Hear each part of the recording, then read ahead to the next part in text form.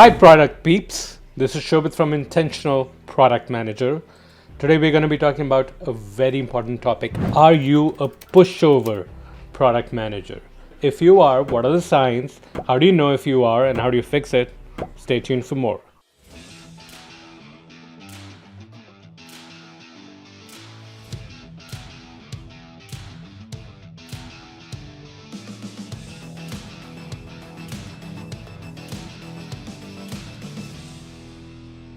Over and over again, as I coach product managers, I realize many of them are, fighters. They go and fight for what they believe is right. And they get further along in their career. While others, they are pushovers. They sort of have very low level of persistence and resistance. And even ideas that they're fully convinced with, they don't really fight for it. So I'm going to give you signs that you can score yourself. You can find out, are you one of these pushover product managers? And what you need to do to not be one. So let's start with number one. Let's look at your feature backlog. Does your feature backlog consist of a bunch of unrelated ideas and features? If it does, likely what happened is the loudest voice in the room at that point won. You were not able to push back. You were not able to advocate for the coherent product vision. And at the end of the day, it's just clear sign that you're being a pushover as a product manager. You're letting other people's opinions win because they're loud, because they have clout, and you're not using your influence to have that coherent set of releases and whatnot. And look, I've been in that situation, and I realized that when you are in such a case, your engineering team does not like you. Plenty of people say, engineers, they just want to do technical work. You just tell them what to do, and then they'll go into the technical work. No, engineers want to know that their work matters. Just like anyone, they're after three things in their work: autonomy, mastery, and purpose. If you can present that coherent product vision and you can't advocate for the things you believe in and explain why your backlog aligns with this vision that you're after, they're not going to be inspired. And so this is going to cost you because your relationship with your engineering team will be not great. And when it comes to time for you to get promoted, you know what they'll say about you. So don't be a pushover product manager. If your feature backlog is showing tons of unrelated features, clear sign you are a pushover product manager. Number two, you see other people getting credit for ideas that you brought to the table or you worked on. Now, this is as clear as, like, I can picture this one instance in my mind where one of my engineers said, hey, Shobit, this other person, Ken, making up names, he had a wonderful idea. He did ABC, he said A, B, C, D, E. So explain the idea. And I was like, when did you learn about this idea? Because the fact is that I had proposed it. And what had actually happened was Ken had very confidently stated the same idea that I had, and he had even attributed it to me. He said, Shobit came up with this idea, which is ABC. He explained it very confidently, much more confidently than I had at that point in time. And so now this engineer, it's not that Ken went and claimed the idea. It's just in his mind, it stuck that this was Ken's idea. And so I was being a pushover because I was not confidently stating my idea. I was like very tentative.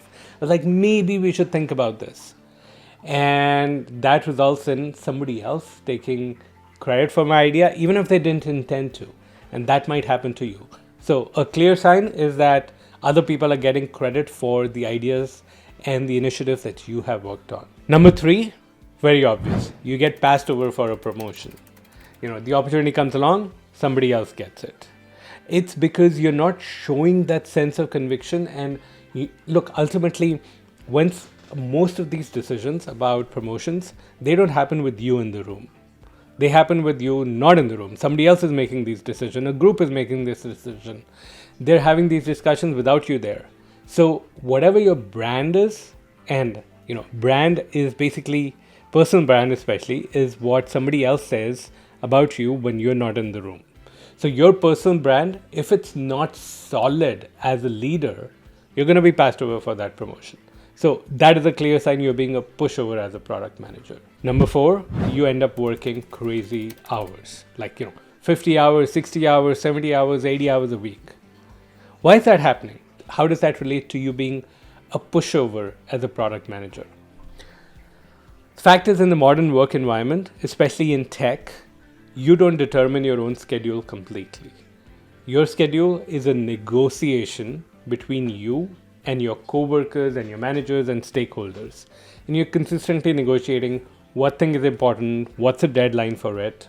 Now, strong, confident product managers who stand up for themselves set boundaries. They say, look, working on this vision and strategy, that might not be important to you, but it's very important for me, it's very important for these other people. So I'm going to prioritize that.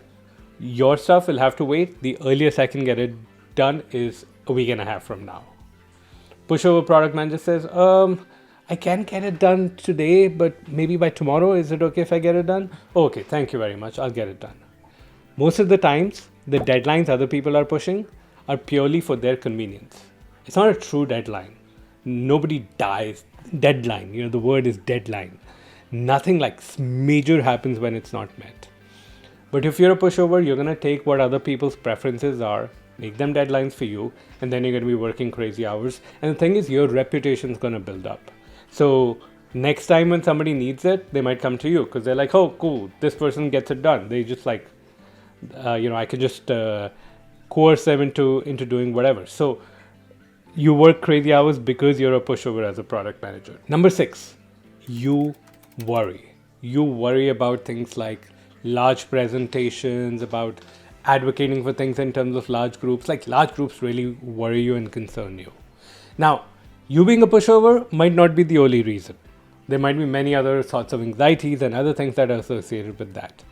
But at the end of the day, I have seen a strong correlation between you being a pushover and you worrying about these large presentations. The last thing is that you might have a lot of ideas that always stay in the back burner and you never advocate for them. You have a backlog of things you meant to do but never got done because you never got other people's buy-in for those. And the reason why you never got it is you never really fought hard for them. I had a mentor when I worked at Google, and this person was advocating strongly for us to be more data-driven, to put the right kinds of metrics and analytics and everything in place so that we're making data-driven decisions. And they kept hearing that, all the reasons why we can't do it, there's this reason and that reason. And they kept pushing for it. They kept looking for new partners in that area. They were consistently trying to figure out, how do I make this happen? And it was the fact that they could strongly advocate and they were not being a pushover, that they could keep going and take a year to get it done. But it was a massive change for our entire group. Everyone has all this data. They can make decisions based on it. They can advocate for things based on it. They are just an amazing, they got amazing victory because they were not being a pushover and they got things done. So those are 6 signs that you might be a pushover. So how do you solve it? I'm going to give you 3 high-level things. Number 1, you have to first work on the internals. You need to believe that you deserve the victories you're trying to have ahead of time before you get them. Second, you need to also build this mindset that you pushing for things is not something negative, but it's something you're doing for the good of yourself, your team, your customers, your company.